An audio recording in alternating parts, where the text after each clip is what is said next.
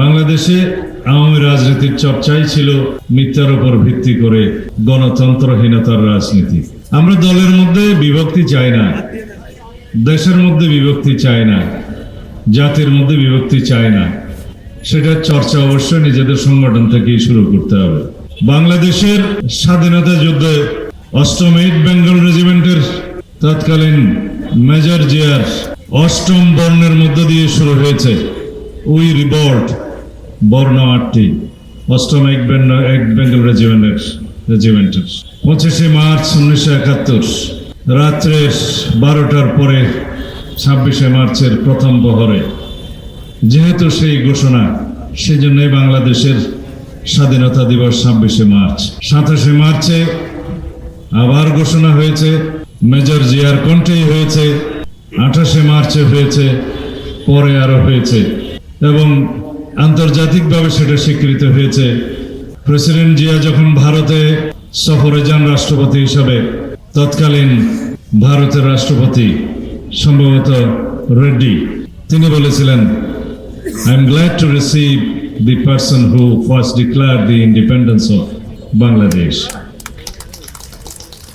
সারা পৃথিবী জানে, সারা বাংলাদেশের মানুষ জানে, কিন্তু মিথ্যা একটি টেলিগ্রাফিক মেসেজের বরাত দিয়ে শেখ মুজিবুর রহমানের কন্যা সেই টেলিগ্রাফিক মেসেজের বয়ান সংবিধানের তফসিলে ধারণ করার মধ্য দিয়ে বাংলাদেশে তাদের মিথ্যার রাজনীতির ভিত্তি স্থাপন করতে চেয়েছিল। সেটা ঢুপে টিকে নাই।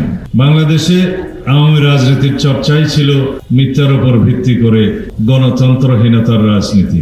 বাংলাদেশে আওয়ামী রাজনীতির ইতিহাস গণতন্ত্র হত্যার ইতিহাস, ফ্যাসিবাদ কায়েমের ইতিহাস, একদলীয় শাসন ব্যবস্থা, একদলীয় রাষ্ট্র ব্যবস্থা কায়েমের ইতিহাস, নতুন কিছু নয়। আমরা 2024-এর জুলাই আগস্টের ছাত্র গণ অভ্যুত্থানের মধ্য দিয়ে আওয়ামী বাকশালী ফ্যাসিস্ট শক্তিকে বিতাড়ন করতে পেরেছি, এটা সত্য। কিন্তু আওয়ামী ফ্যাসিবাদী শক্তির, মাফিয়া শক্তির মূলোৎপাটন এখনো পর্যন্ত বাকি আছে। আওয়ামী বাকশালী শক্তি যে এদেশের রাজনৈতিক শক্তি ছিল না কখনো, সেটা প্রমাণিত হয়েছে তাদের ভারতে আশ্রয় নেওয়ার মধ্য দিয়ে, এবং ভারতে আশ্রিত থাকে তাদের সহায়তায় বাংলাদেশের গণতন্ত্রকে অস্থিতিশীল করার যে প্রবণতা পায়, তারা ষড়যন্ত্র করে যাচ্ছে তার মধ্য দিয়ে।